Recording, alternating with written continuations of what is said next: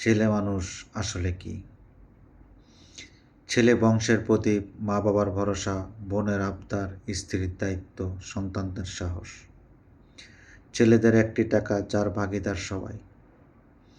যেমন একটি ছেলে সারা মাস কাজ করে অথবা সারাদিন কাজ করে যা উপার্জন করে তা নিয়ে তার পরিবার, মা বাবা, ভাই বোন, সন্তানদের ভবিষ্যৎ ইত্যাদি সব কিছু শেষে নিজের জন্য খরচ করে। কিন্তু ছেলেরা পায় কি? পকেট ভর্তি টাকা থাকলে সবার ভালোবাসা, আর না থাকলে সবার লাঞ্ছনা। একটি ছেলে তার দুঃখ কষ্ট যতটুকু প্রকাশ করে তার থেকে বহুগুণ তার মনের ভিতরে লালন করে, কারণ সে জানে দিন শেষে সে একা।